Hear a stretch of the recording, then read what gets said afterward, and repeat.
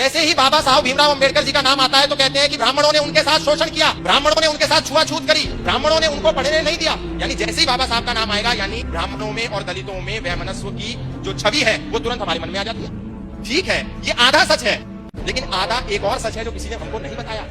बाबा साहब भीमराव अंबेडकर दलित थे, लेकिन अंबेडकर टाइटल एक ब्राह्मण टाइटल है। ये टाइटल बाबा साहब भीमराव अंबेडकर को किसने दिया?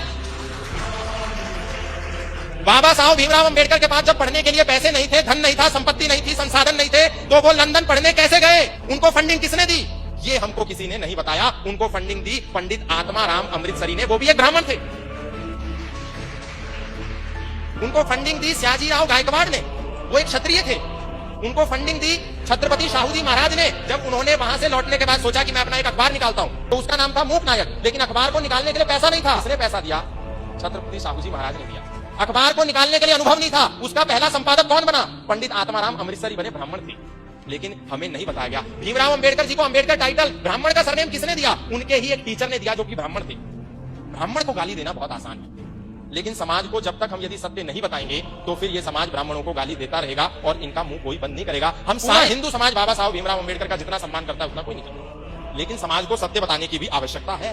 कोई राजनेता खड़ा होता है, ब्राह्मणों को गाली देता है। कोई सामाजिक कार्यकर्ता खड़ा होता है, ब्राह्मणों को गाली देता है। जिसको देखो ब्राह्मण को गाली देना सबसे आसान है।